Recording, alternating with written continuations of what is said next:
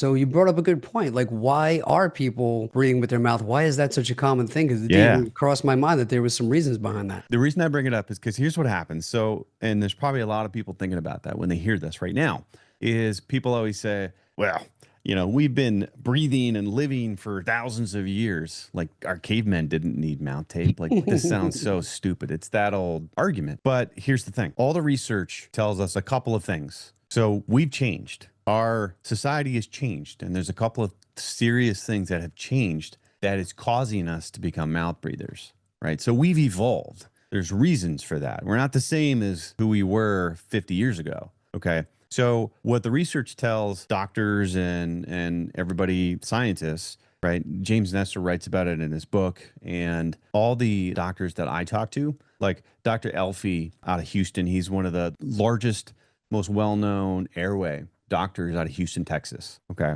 They have all told me this. There's really like two things that we could talk about. One is processed foods. We're eating way more processed foods than we used to. And as a result, we're not using our jaws and our teeth like we used to. So when we don't use that, what happens? It atrophies. It doesn't grow. It doesn't stay strong, right? It's just like you've heard the stories of like you go into space. What happens to the astronauts when they're not using their muscles and their bones?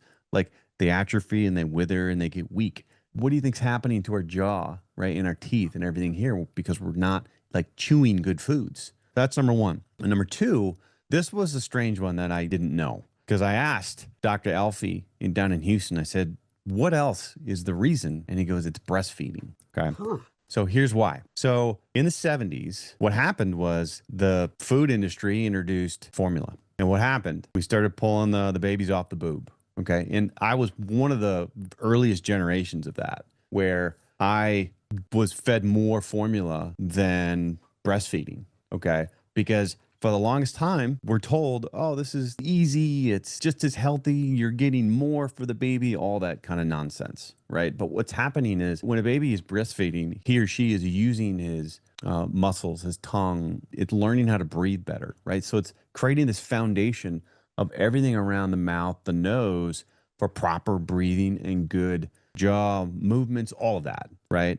So when you remove that, move the baby from breastfeeding and you give it just a super easy bottle, all that goes away, right? So then you have these young kids growing up with, their jaws start becoming recessed. They're having issues breathing. So then their mouth is open and then they're doing a lot of mouth breathing and then they're getting, allergies and then they're breathing all the allergies in their mouth and it snowballs and just goes out of control from there. So yeah. So a lack of breastfeeding and processed foods are two of what the doctors and the scientists believe are two of the biggest reasons as to why.